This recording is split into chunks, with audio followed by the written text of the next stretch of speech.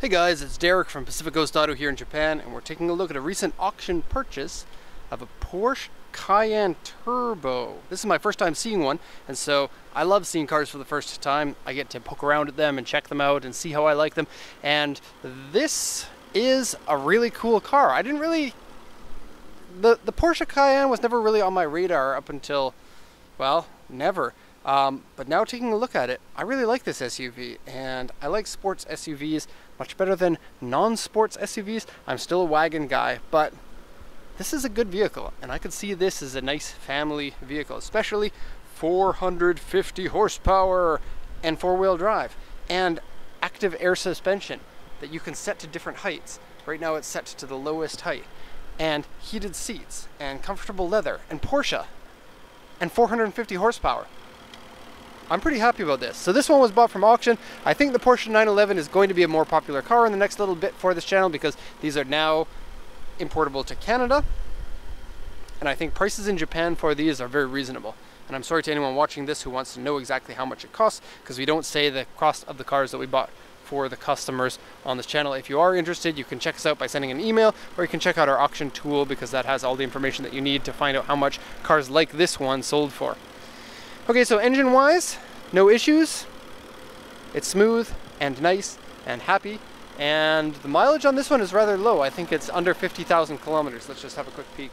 47,026. And a lot of Porsches in Japan have low mileage because people in Japan don't drive very often, and then cars like this are usually owned by a certain class of person in Japan that doesn't drive very much, even less than the regular person, kind of like the Tokyoite businessman making tons of cash. I don't need to drive. I'm rich. Leaf. Okay, so there is Porsche official dealer history. Look at all those stickers. That's really nice. Twin turbo. It's cool. You can get the Turbo S for a little bit more horsepower. I think it's like 520 or something. But 450 is probably more than enough for this vehicle. Close the hood. Okay. Have a quick look at the vehicle. And shiny, dent-free, almost scratch-free, very close to a brand new car looking. Let's go over the auction sheet. This explains the damage of the vehicle, and then I'll go over the exterior in more detail, and then the interior. And the interior is probably the best part about the car. I think that the car, you know, it's a Porsche SUV.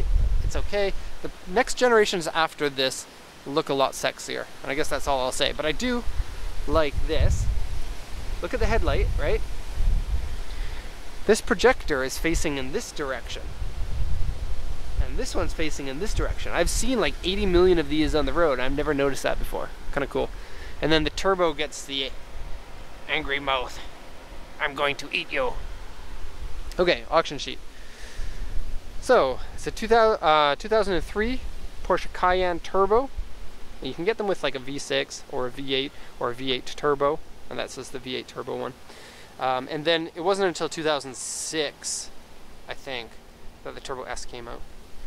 Auction area 4, interior C. Of course, it's four-wheel drive. They all are, I believe. 47,026 kilometers. That's fairly low for most markets. Automatic transmission, sunroof, alloy wheels, power steering, power windows, leather, navi, and airbag. Sales points are black leather seats, left-hand drive, and sunroof.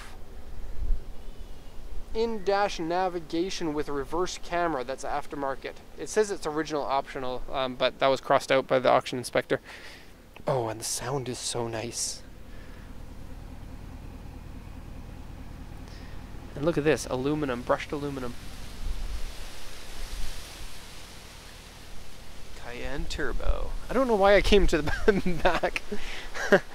Oh, I remember now. I wanted to show you the, yeah. See, it looks kind of original, but that's, well, is it aftermarket? I don't know. The screen is aftermarket, so if it is the original placement of the camera, then the aftermarket navigation unit that's in there uses the same camera, which is a little bit odd. Okay, various Porsche sheets of history. It says it comes with 35 sheets, but then they crossed that out and they said several sheets because maybe they didn't want to be wrong about that. And it's a one-owner vehicle.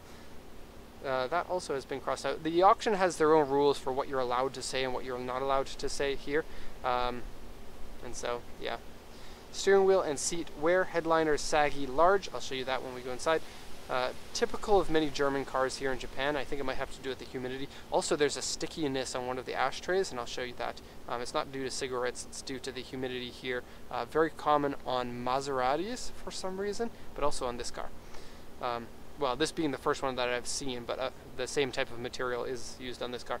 So various scratches and dents. And then looking at the body here, we have basically nothing. A1 is a scratch that's so small you can barely see it, and so that's all of these.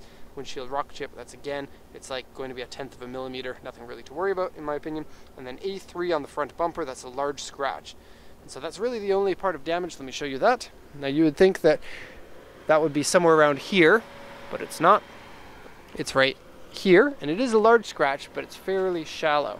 So there's scratch here and scratch here, and it goes from here to here.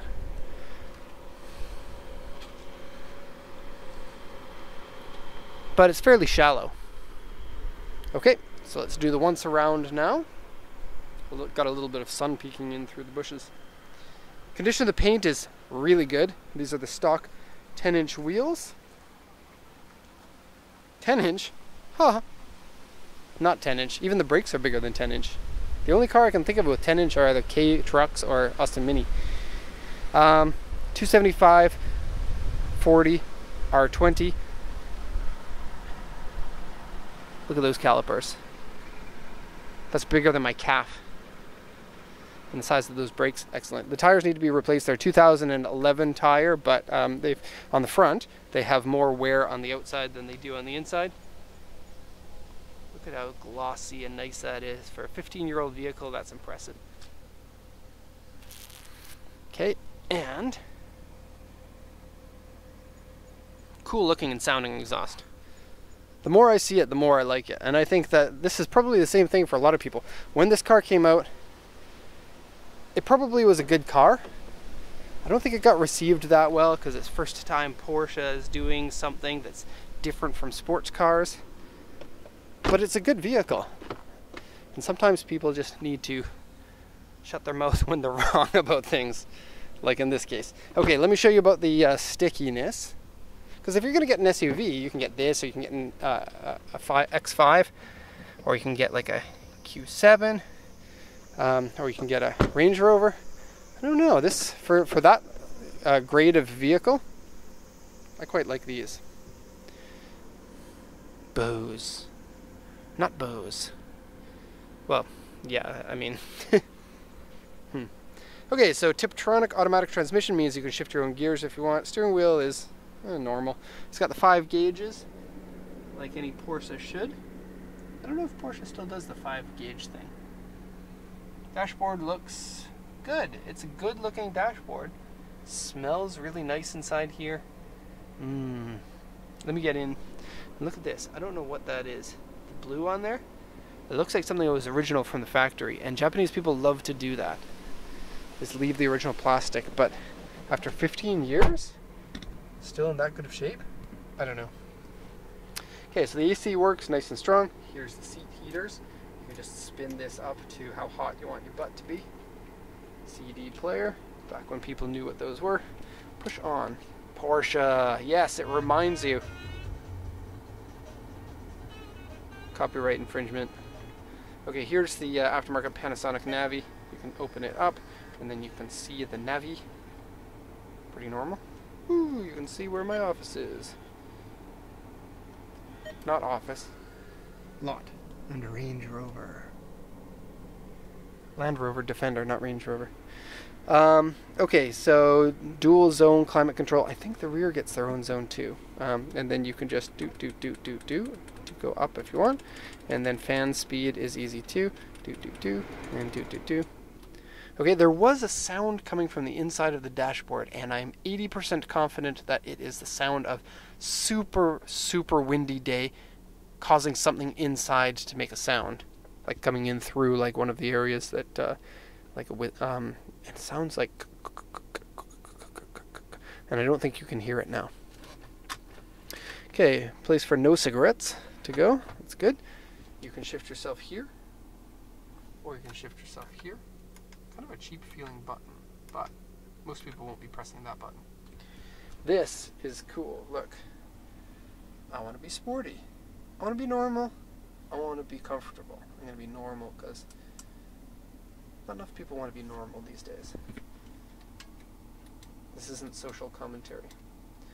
Okay, we're going to go for high suspension. There are 5 different settings. I can feel it moving as it right now. Very cool.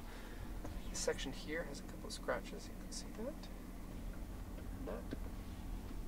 Ooh, I can feel the car going up. Oh, this is weird.